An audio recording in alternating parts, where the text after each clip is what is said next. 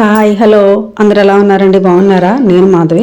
ఈ ఫ్లవర్స్ అందరికీ తెలిసినవే కదా, శంఖం పూలు. ఈ శంఖం పూలు దేవుడికి ఎంతో ఇష్టం అంటారు. అందుకని చాలా మంది ఇళ్లలో కూడా ఇప్పుడు మొక్కలు వేసుకుంటున్నారు. ఈ పువ్వుని ఆయుర్వేదంలో అపరాజిత అంటారంట. పేరు చాలా బాగుంది కదా. ఆయుర్వేదంలో సర్వరోగ నివారణగా వాడతారంట. ఈ శంకు పుష్పాల్లో బ్లూ, పర్పుల్ కలర్, వైట్ మనకి ఎక్కువ కనిపిస్తాయి. ఆ బ్లూ వైట్ రేఖ అయితే మనకు రోడ్డు మీద ఎక్కడ పడితే అక్కడే కనిపిస్తాయి. ఇది శంకు పుష్పంలో వైట్. ఇది నేను వాకింగ్ చేసిన రోడ్డు మీద పక్కన ఉంటే వీడియో తీశాను. అలాగే బ్లూ పూలు కూడా ఎక్కడ పడితే అక్కడే కనిపిస్తాయి మనకి రోడ్డు మీద. కాకపోతే రేఖ పూలే ఉంటాయి అన్నమాట. ఈ శంఖం పూలు ముద్దలో 2 రంగులు వేసాను నేను. ఆ బ్లూ కలరు, ఈ పర్పుల్ కలర్. ఈ శంఖం పూలు రేఖ పూలు అయితే ఎక్కువ విత్తనాలు వస్తాయండి. పువ్వులు ఎన్ని వదిలేస్తే అన్ని విత్తనాలు అయిపోతాయి. కానీ ముద్ద పూలు మటుకు మనం చెట్లకి ఎన్ని పూలు వదిలేసినా సరే విత్తనాలు రావు. ఎప్పుడో ఒకటి వస్తుంది అన్నమాట, రేరుగా. ఈ శంఖం పూల్లో తోటపూ రంగు, వైట్ వీటిల్లో కన్నా ఈ బ్లూ కలర్ పువ్వులని ఎక్కువ మెడిసినల్ వాల్యూస్ ఉన్నాయంటండి. అవి రేఖ పువ్వులు అయినా సరే బ్లూ కలర్ అయితే చాలన్నమాట. ఈ పువ్వులు టీ చేసుకొని తాగడం వలన చాలా రోగాలు నివారణ అవుతాయంటండి. ఫ్యాట్ తగ్గుతుందంట బాడీలో, మతిమరుపు తగ్గుతుందంట, గట్ హెల్త్ కు ఉపయోగపడుతుందంట, చాలా రకాల క్యాన్సర్లు నివారణ అవుతాయంట. ఇవన్నీ ఉత్తమాటలుగా చెప్పట్లేదండి, సైంటిఫిక్ గా ప్రూవ్ అయ్యాయంట. సౌందర్య క్రీముల్లో వాడతారంట. ఇంకో విషయం తెలుసా, ఇవి ఎండిపోయిన పూలు కొనాలంటే చాలా రేట్ ఎక్కువ. ఒకసారి నేను ఇన్స్టాగ్రామ్ లో ఇందులో చూశాను. ఇవి 100 గ్రామ్స్ ఫ్లవర్స్ ఎండిపోయినవి 400 రూపీస్ అంట. అంటే దాన్ని బట్టి మనకి అవి ఎంత విలువైన పూలు అర్థమైంది కదా. డీటాక్సిఫికేషన్ వలన జుట్టు బాగా పెరుగుతుందంటండి. మరీ ముఖ్యంగా రోజు తాగడం వల్ల షుగర్ కంట్రోల్లోకి వస్తుందంట. చర్మం ముడతలు పడకుండా కాపాడి ముసలితనం ఛాయలు తొందరగా రాకుండా చేస్తుందంట. ఈ బ్లూ టీ రోజు తాగడం వలన కళ్ళ రక్తనాళాలను శుద్ధి చేసి కంటి చూపు మెరుగుపడడానికి ఉపయోగపడుతుందంట.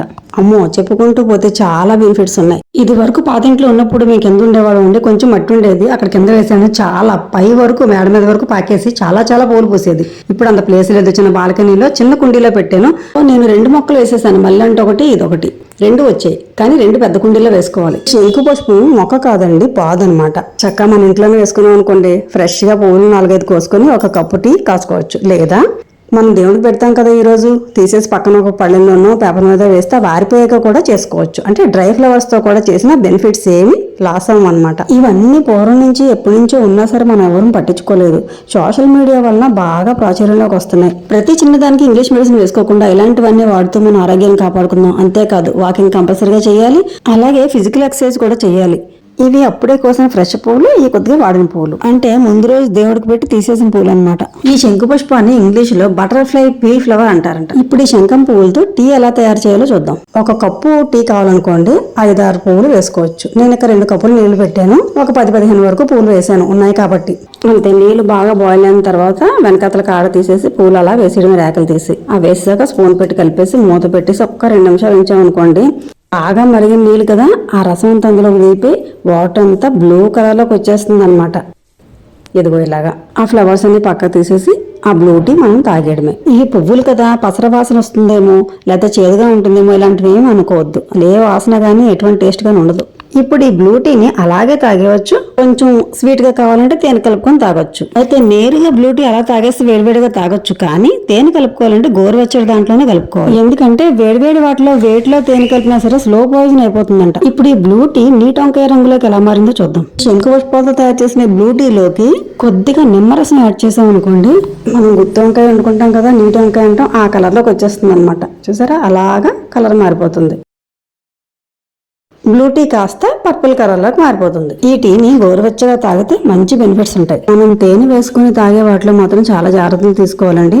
మంచి తేనె దొరికేలా చూసుకోవాలి. రెండోది, వేడి పాలల్లో గానీ వాటర్లో గానీ తేనె వేస్తేనంట పాయిజన్ అవుతుందంట, స్లో పాయిజన్ లాగా అనమాట. అందుకని వేడి వాటిలో వేసుకుని తాగొద్దు. ఒక బ్లూ టీలోనే కాదండి, చాలా మంది నిమ్మరసంలో తేనె యాడ్ చేసుకుని తాగుతారు మార్నింగ్ పూట. అది వేడి నీళ్ళల్లో వేసుకుంటారు. అలా వేయకూడదంట, చాలా పాయిజన్ అవుతుందంట. ఈ బ్లూ టీ ఎలా తయారు చేయాలో, పర్పుల్ కలర్లోకి ఎలా మారుతుందో అన్నీ చూసాం కదా. వీటి తాలూకా బెనిఫిట్స్ కూడా తెలుసుకున్నాం. కాబట్టి వెంటనే ఆ బ్లూ టీ తాగడం స్టార్ట్ చేద్దాం. ముందు ఒక మొక్క వేసుకోండి, కుండీలోనైనా పర్లేదు. రోజు 4-5 పువ్వులు తప్పకుండా పోస్తాయి, ఇంకా ఎక్కువే పోస్తాయి. మనం దేవుడికి పెట్టుకోవచ్చు, మనం టీ చేసుకుని కూడా తాగొచ్చు. ఏ పనైనా సరే, వాకింగ్ అయినా వ్యాయామం అయినా ఇలాంటివి తాగేటప్పుడైనా ఆరంభ స్వరతం లాగా స్టార్ట్ చేసి వదిలేయకూడదు. 1 నెల 2 నెలలు అట్లీస్ట్ 15 days అయినా కంటిన్యూగా వాడి చూడాలి. అప్పుడే వాటి తాలూకా రిజల్ట్ మనకు తెలుస్తుంది. మనకి విరివిగా ఫ్రీగా దొరికే ఏ వస్తువు మీదైనా సరే మనకి విలువ ఉండదు. వీటి తాలూకా బెనిఫిట్స్ ఎలా ఉన్నా గానీ ఈ విత్తనం వేసి మొక్క వచ్చి దాని పూలు వచ్చాయనుకోండి, మనం వేసిన మొక్కకి చాలా ఆనందంగా ఉంటుంది కదా.